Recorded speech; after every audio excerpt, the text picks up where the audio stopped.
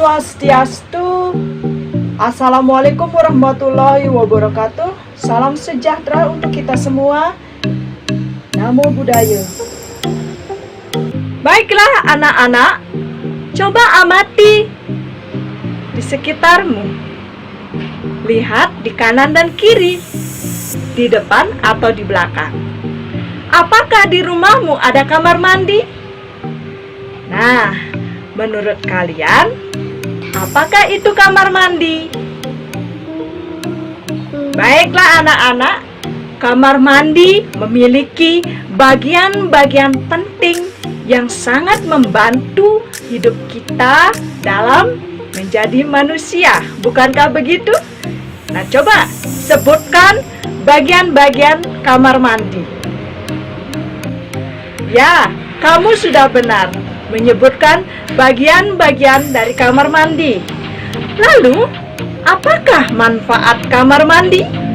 Atau bagian-bagiannya?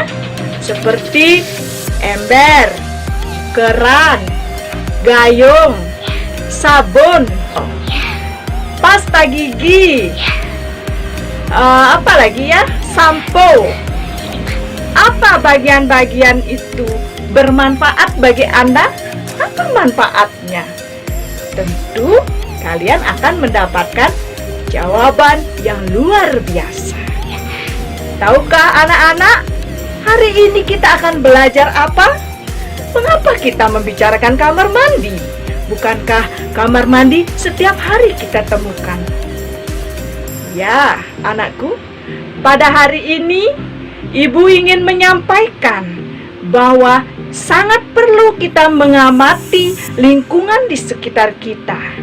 Mengamati itu istilahnya adalah observasi.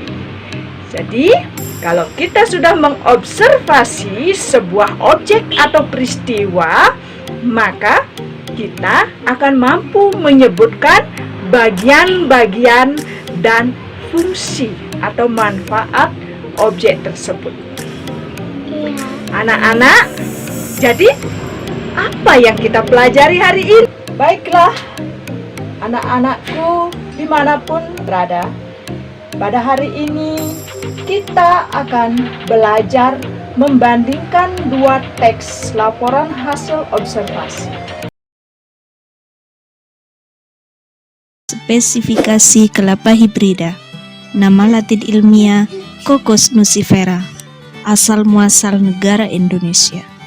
Sifat-sifat serta keunggulan buah kelapa hibrida. Tanaman ini jauh lebih cepat berbuah ketimbang jenis biasa.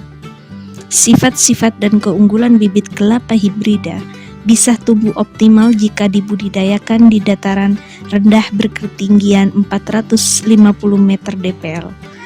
Umur bibit bisa berubah 5-7 tahun. Keunggulan kelapa hibrida. Tanaman buah varietas ini jauh lebih cepat berbuah. Hanya perlu waktu 5-7 tahun kita bisa panen buahnya. Kelapa hibrida cukup produktif karena bisa menghasilkan rata-rata 140 butir tiap pohonnya per tahun. Buah kelapa hibrida bisa memproduksi kopra rata-rata hingga 6-7 ton per hektar tiap tahunnya ketika tanaman berumur 10 tahun. Daging kelapa hibrida tebal, agak keras serta memiliki kandungan minyak yang tinggi. Daging buahnya memiliki ketebalan sekitar 1,5 cm. Tandan buah cukup produktif. Dari 12 tandan bisa berisi 10 atau 20 butir buah.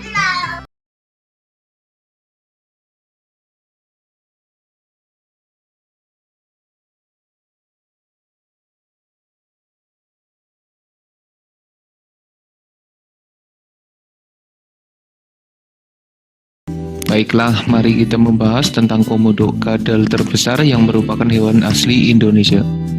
Komodo adalah kadal asli dari Nusa Tenggara Timur yang sangat terkenal, mengagumkan, dan menarik perhatian banyak orang. Mereka terlihat cukup mengerikan, meski larinya tidak terlalu kencang. Tapi dipercaya punya bisa di air liurnya yang dapat menyebabkan kematian bagi korban yang digigit. Bisa dibilang komodo lebih mengagumkan bagi orang luar negeri daripada orang Indonesia sendiri. Yang pertama, siapakah komodo? Komodo atau biawak komodo adalah jenis kadal dengan ukuran terbesar di dunia. Orang luar negeri menyebutnya komodo dragon dan orang di sekitar Nusa Tenggara menyebutnya ora. Kalau orang Jawa, ora artinya tidak, tapi bagi orang Nusa Tenggara artinya komodo. Habitat alami komodo hanya ada di Indonesia, tepatnya di Komodo, Pulau Rinca, Pulau Gili Dasani, Gili Montang, dan pulau lain yang berada di Nusa Tenggara Timur. Meski begitu, beberapa kebun binatang besar di berbagai belahan dunia juga telah memelihara komodo sebagai hewan koleksi yang menarik perhatian pengunjung. Komodo adalah hewan purba yang masih bertahan hidup hingga saat ini. Mereka selamat dari seleksi alam tanpa melakukan evolusi bentuk yang terlalu berbeda dari bentuk awalnya dulu, sekitar 40 juta tahun silam. Informasi ini diketahui dari penelitian yang mendalam oleh para ilmuwan. Komodo bisa berlari cukup cepat, memanjat pohon tinggi, berenang dengan cepat, dan bahkan menyelam dalam waktu yang cukup lama. Kemampuan hewan yang satu ini terbilang lengkap. Yang kedua, bagaimana penampakan fisik komodo? Komodo punya tubuh panjang yang bisa mencapai ukuran 3 meter dengan bobot di atas 100 kg. Meski menjadi kadal terbesar di dunia, tapi komodo bukan kadal terpanjang karena yang jadi kadal terpanjang adalah biawak Papua. Kulit komodo keras dan kasar, warnanya beragam, tapi kebanyakan terlihat abu-abu kecoklatan. Mata komodo hanya bisa digunakan dengan baik di siang hari, sehingga mereka jarang aktif di malam hari. Sementara itu, jarak pandang komodo juga tak terlalu baik. Mereka hanya bisa melihat pada jarak sekitar 200 hingga 300 meter saja. Dulunya komodo dianggap tuli, tapi penelitian lebih lanjut menunjukkan bahwa komodo sebenarnya bisa mendengar. Mungkin indera pendengaran komodo memang kurang baik, seperti pandangan matanya.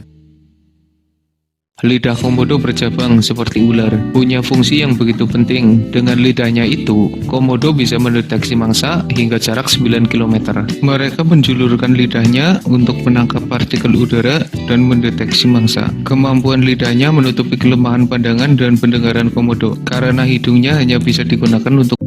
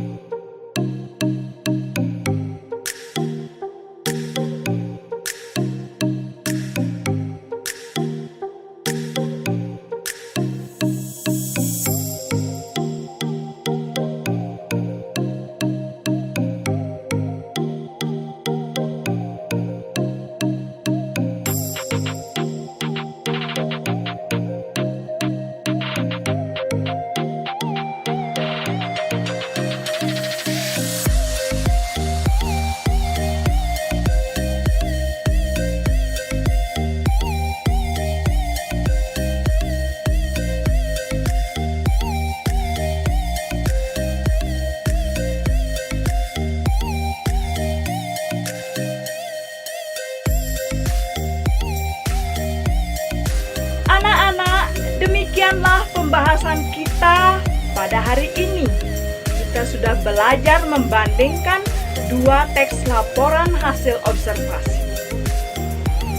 Ibu sangat senang kalian bisa mendengarkan video ini sampai selesai.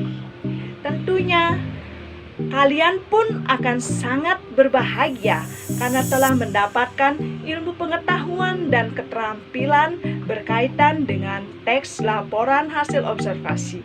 Bukankah begitu? Baiklah, kalau kalian merasakan manfaat itu, silakan like channel ini untuk ibu kembangkan lagi supaya berisi materi-materi yang menarik. Akhir kata, ibu sampaikan Om Santi Santi Santi Om. Assalamualaikum warahmatullahi wabarakatuh. Salam.